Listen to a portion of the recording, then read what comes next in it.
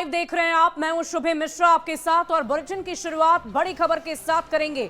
समस्तीपुर से एक बड़ी खबर का रुख कर लेते हैं। ईओयू की तरफ से एक और भ्रष्ट अधिकारी के खिलाफ कार्रवाई की गई है। आपको बता दें कि ईओयू की तरफ से जो कार्रवाई की गई उसके अंतर्गत विद्युत विभाग के अधिकारी के ठिकाने पर रेड पड़ी है। आय से अधिक संपत्ति के मामले में ये छापेमारी की गई और अवैध संपत्ति अर्जित करने का आरोप इन पर लगा है। करीब 78% अवैध संपत्ति अर्जित करने का आरोप लगा है। सीवान, पटना, समस्तीपुर में छापेमारी लगातार जारी है। डीएसपी स्तर के अधिकारी लगातार रेड कर नेतृत्व कर रहे हैं। North Bihar power distribution company में ये पोस्टेड हैं जिनके खिलाफ ये कार्रवाई चल रही है। पटना से बड़ी खबर आपको बता रहे हैं। ईओयू की ये बड़ी छापेमारी, समस्तीपुर की बड़ी जानकारी, एक और भ्रष्ट अधिकारी पर गाज गिरी है। बड़ी खबर आपको बता रहे हैं। विद्युत विभाग के अधिकारी के ठिकाने पर रेड पड़ी है और इस पूरी खबर के अधिक जानकारी के साथ न्यूज 18 संवाददाता संजय हमारे साथ फोन लाइन पर हैं। संजय, क्या कुछ जानकारी है और किस जानकारी के आधार पर ईओयू ने रेड की? देखिए, बिल्कुल भ्रष्टाचार के खिलाफ आर्थिक अपराध इकाई बिहार की एक और बड़ी कार्रवाई है ये, और समस्तीपुर में पोस्टेड है अधीक्षण अभियंता विवेकानंद। इनके कई ठिकानों पर छापेमारी चल रही है। पटना में, दानापुर के अलावा समस्तीपुर में और सिवान में इनके यहाँ छापेमारी चल रही है। और प्राइमा फेसी जो फाइंडिंग्स रही है, 2 करोड़ 74 लाख रुपए से अधिक संपत्ति का यह मामला है और लगभग 78% अवैध संपत्ति अर्जित करने का प्राइमा फेसी इनके खिलाफ साक्ष्य मिला है। उसी आधार पर आर्थिक अपराध इकाई ने छानबीन की थी और न्यायालय से सर्च वारंट लिया और इसके बाद आज इनके ठिकानों पर छापेमारी चल रही है। डीएसपी लेवल के अफसर छापेमारी के नेतृत्व कर रहे हैं। अलग अलग टीमें छापेमारी कर रही हैं और 78% इनिशियल इंफॉर्मेशन के बाद ये छापेमारी शुरू। देखना होगा आय से अधिक संपत्ति का ये मामला कहां तक पहुंचा, लेकिन निश्चित तौर पर ये जो कार्रवाई हुई है उससे भ्रष्ट और भ्रष्टाचार के बल पर धन कुबेर बने अफसरों में खलबली मच गई है। और निश्चित तौर पर इस तरह की कार्रवाई से जो नीतीश सरकार का एक मेन एजेंडा है, जो ड्रीम प्रोजेक्ट है अगेंस्ट एक्शन अगेंस्ट करप्शन, उसको कहीं ना कहीं ताकत मिल रही है। देखना होगा छापेमारी जैसे जैसे आगे बढ़ती क्या कुछ निकलकर सामने आता है। जी वाकई संजय, देखने वाली बात होगी कि इस पूरे मामले में जब कार्रवाई पूरी होगी तो आगे क्या कुछ निकलकर सामने आता है और कैसे कार्रवाई आगे बढ़ाई जाती है। फिलहाल इस पूरी खबर पर आप लगातार नजर बनाए रखें। बहुत बहुत शुक्रिया आपका हमारे साथ जुड़ने के लिए।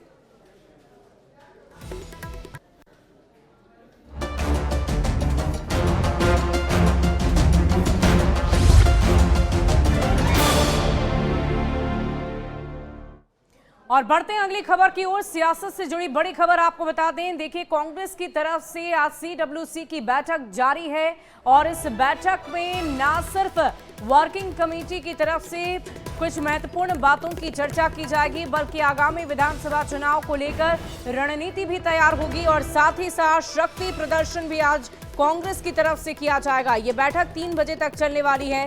बैठक में राहुल गांधी समेत कांग्रेस शासित प्रदेशों के मुख्यमंत्री शामिल हैं। पार्टी का दावा है कि ये बैठक बिहार की राजनीति में सत्ता परिवर्तन का नया अध्याय लिख सकती है। पटना में कांग्रेस वर्किंग कमेटी की बैठक ऐतिहासिक मानी जा रही है। पार्टी का फोकस बिहार विधानसभा चुनाव पर है और तेलंगाना की तरह यहां भी रणनीति बनाने का दावा किया जा रहा है। बैठक को लेकर कांग्रेसी नेता बेहद उत्साहित हैं।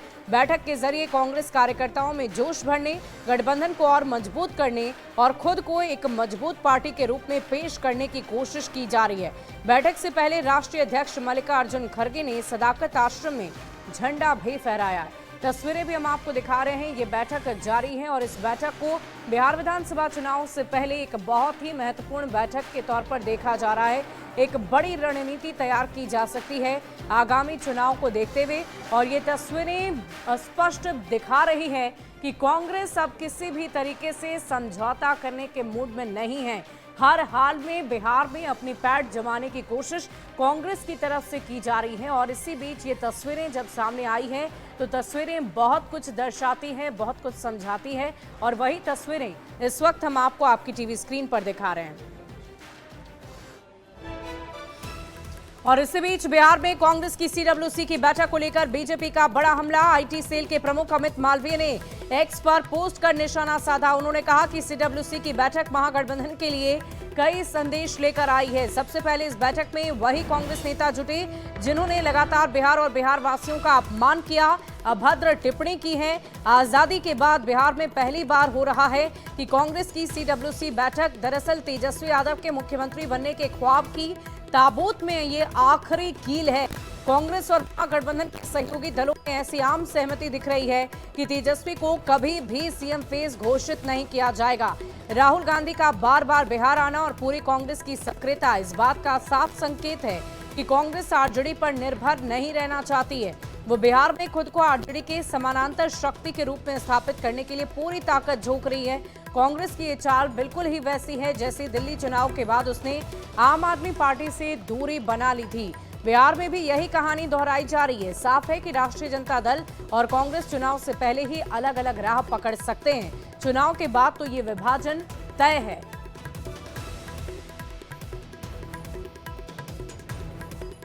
और देखिए, CWC की बैठक को लेकर लगातार बीजेपी के तमाम नेताओं की तरफ से अपने अपने बयान साझा किए जा रहे हैं और इसी बीच बीजेपी की तरफ से ये कहा जा रहा है कि इस बैठक से हम बहुत कुछ स्पष्ट रूप से समझ सकते हैं, देख सकते हैं कि कैसे इस वक्त कांग्रेस के वही नेता इस बैठक में शामिल हुए हैं जिन्होंने बीजेपी के लिए, देश के प्रधानमंत्री के लिए अमर्यादित शब्दों का इस्तेमाल किया और साथ ही साथ आरजेडी और बीजेपी के रिश्तों को लेकर भी बीजेपी की तरफ से बयान दिया जा रहा है। कांग्रेस की CWC की बैठक नहीं, ये टुकड़े टुकड़े गैंग की बैठक है। जिन लोगों ने बिहार को वर्षों तक लूटा, बिहार को अशिक्षा भुखमरी के गर्त में डालने का काम किया, वैसे लोग आज चुनावी दौर में बिहार में CWC की बैठक कर रहे हैं। ये बिहार के भविष्य के लिए नहीं, तेजस्वी यादव के साथ बार्गेन पावर को बढ़ाने के लिए ये इस प्रकार की बैठकों का दौर चल रहा है। बिहार की जनता को मालूम है, चाहे तेजस्वी यादव हो चाहे राहुल गांधी हो, दोनों ने बिहार को लूटने का काम किया है। और देखिए, बीजेपी नेता शाहनवाज हुसैन की तरफ से भी एक बड़ा बयान दिया गया है। उनका कहना है कि कांग्रेस को तो इस बैठक में निंदा प्रस्ताव पारित करना चाहिए। जिस प्रकार कांग्रेस के नेताओं की तरफ से प्रधानमंत्री मोदी की मां को लेकर अमर्यादित भाषा का प्रयोग किया गया। क्या कुछ कह रहे हैं शाहनवाज हुसैन, आपको सुनवाते हैं। देखिए, कांग्रेस वर्किंग कमेटी की बैठक पटना में हो रही है। ये कांग्रेस के नॉन वर्किंग नेता है, ये नॉन वर्किंग एसेट हैं कांग्रेस के। ये लोग कांग्रेस का वोट बिगाड़ के कांग्रेस को लगातार 3 लोकसभा चुनाव हरा के तब बिहार आए हैं। और कांग्रेस वर्किंग कमेटी की मीटिंग तो दिल्ली में बहुत होती है, फिर भी दिल्ली में तो 0 सीट आई, यहाँ भी इनको 0 आने वाला है। यूपी के चुनाव में भी इनका क्या हाल हुआ था। तो जैसा यूपी और दिल्ली में चुनाव में रिजल्ट कांग्रेस का हुआ, उससे भी खराब रिजल्ट बिहार में आना है, क्योंकि इन लोगों ने एक भी नेता कांग्रेस वर्किंग कमेटी ने प्रधानमंत्री को मां को जो गाली दी गई उसका निंदा नहीं किया। आज कांग्रेस वर्किंग कमेटी एक निंदा प्रस्ताव पारित करे कि उनके मंच से जो प्रधानमंत्री को मां को गाली दी गई वो दुर्भाग्यपूर्ण थी। और इस बीच राजधानी पटना से एक और बड़ी खबर का रुख कर लेते हैं। बीजेपी की जिला कोर कमेटी की बैठक बुलाई गई है। डिप्टी सीएम के आवास पर यह बैठक होनी है। सम्राट चौधरी के आवास पर इस बैठक को रखा गया है। बड़ी खबर आपको बता रहे हैं, 5 देश रत्न मार्ग में ये बैठक आयोजित होगी और आज कुल 26 संगठन जिले की बैठक आयोजित होगी। चुनावी तैयारी, संगठन उम्मीदवार के नाम पर चर्चा होनी है। प्रदेश अध्यक्ष दिलीप जायसवाल, संगठन महामंत्री भाई दलसानिया, संजय जायसवाल, विजय सिन्हा, गिरिराज सिंह सहित पार्टी के कई बड़े और दिग्गज नेता मौजूद। बीजेपी के जिलावार नेताओं के साथ बातचीत होनी है। पार्टी के जिलावार नेताओं से फीडबैक लिया जाएगा।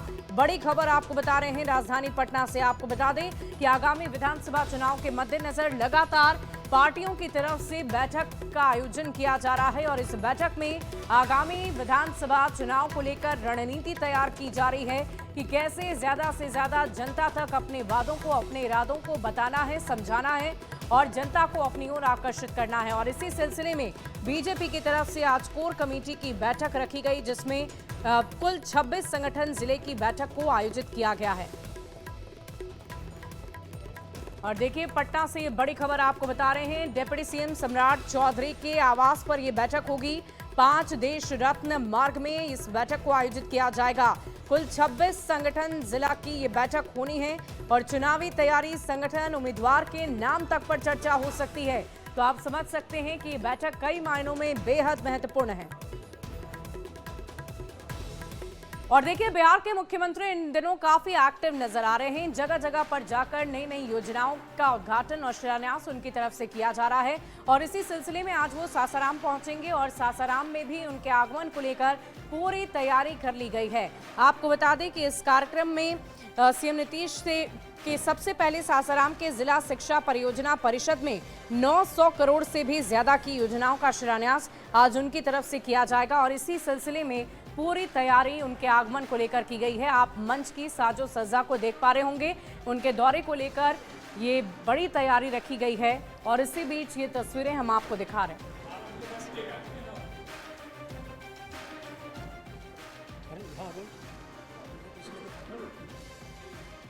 कुमार अब से कुछ ही देर के बाद सासाराम पहुंचने वाले हैं और सासाराम के इसी न्यू स्टेडियम फजलगंज के मैदान में कार्यकर्ता संवाद करेंगे, जिसको लेकर व्यापक तैयारी की गई है।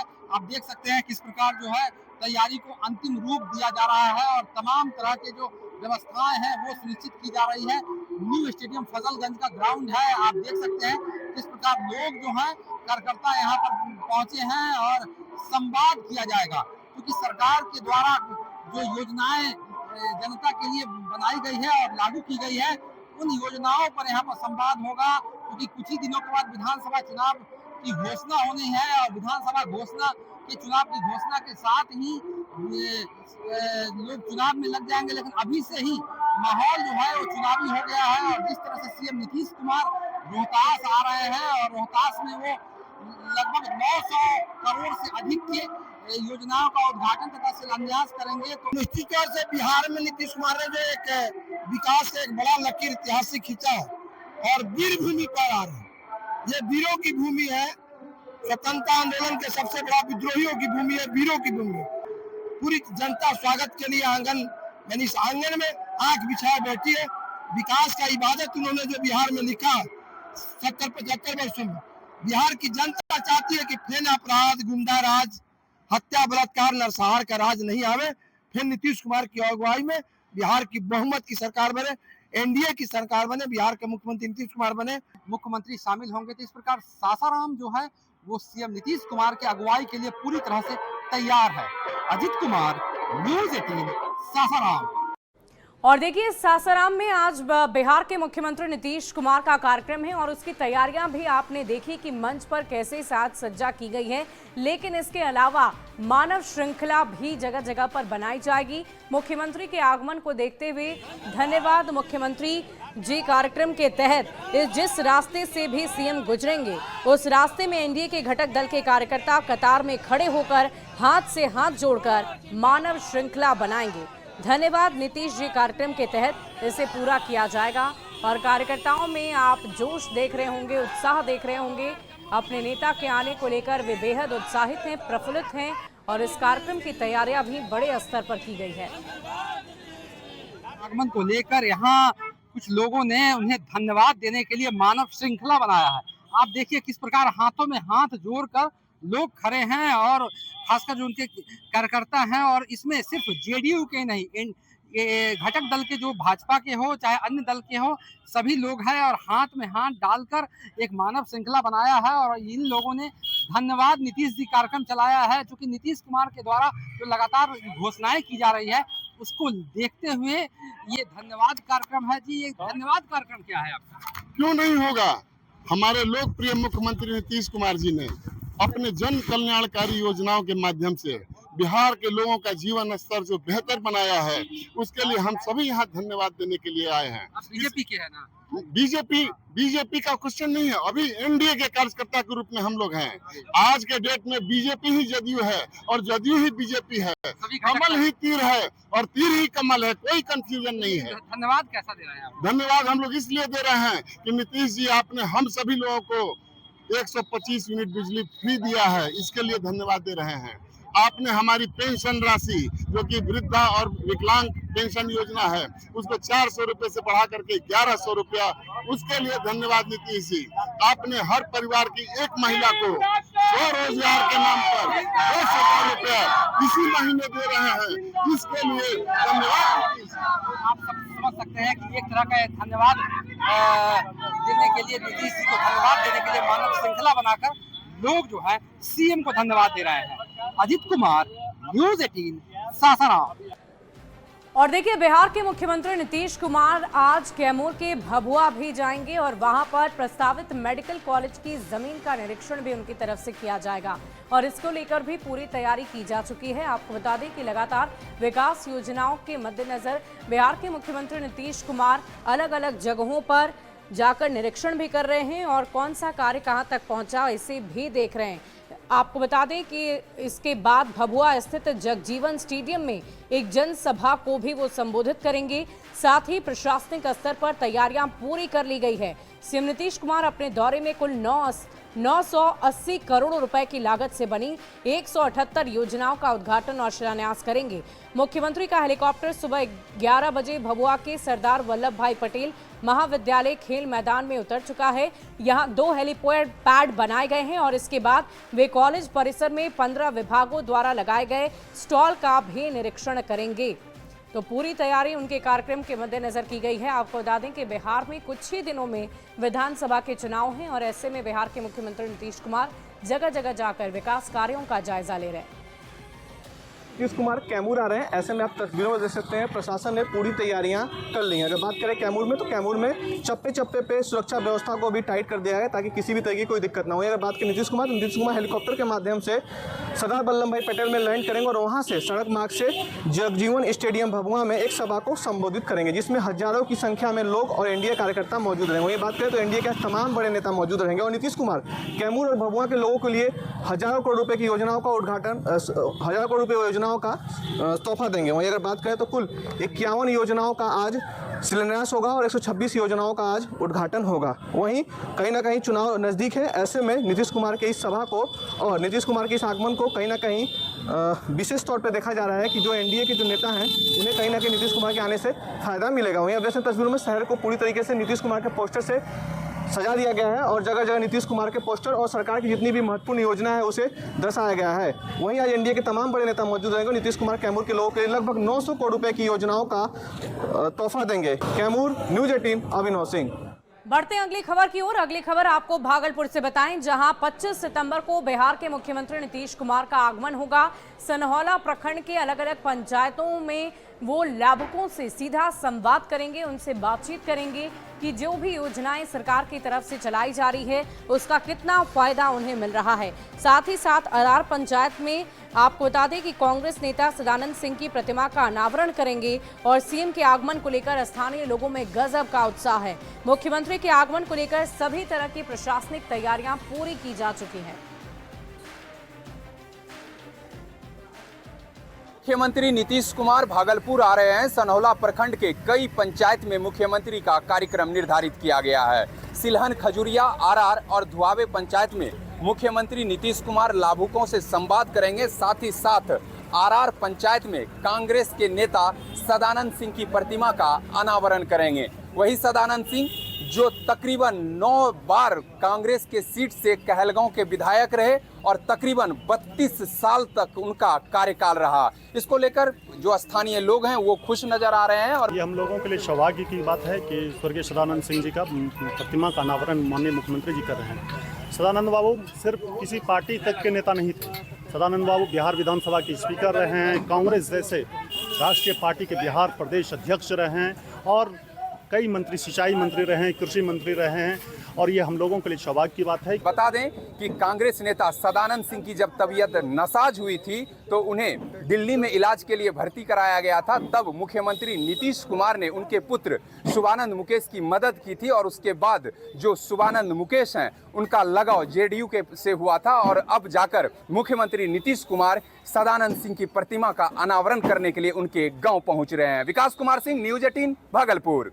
और इसी बीच इस वक्त की बड़ी खबर आपको गुमला से बताएं, जहां जेजेएमपी और नक्सलियों के बीच मुठभेड़ हुई है और इस मुठभेड़ में 3 नक्सली मार गिराए गए। बड़ी खबर आपको गुमला से बता रहे हैं, जहां सुरक्षा बल और जेजेएमपी नक्सलियों के बीच मुठभेड़ की खबर है और गुमला के बिशुनपुर के जंगली क्षेत्र में ये मुठभेड़ हुई है। मारे गए नक्सली में 5 लाख का इनामी छोटू भी शामिल है।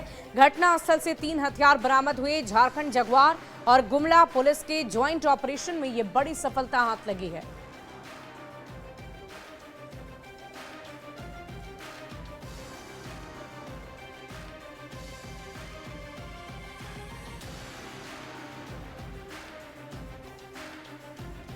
और देखिए इस वक्त की एक और खबर हम आपको बता दें, अपराधियों से जुड़ी हुई आपको बता दें कि कुछ जिंदा कारतूस भी बरामद किए गए हैं। पटना से बड़ी खबर बता रहे हैं आपको, अपराधी लाल बाबू यादव गिरफ्तार हुआ है।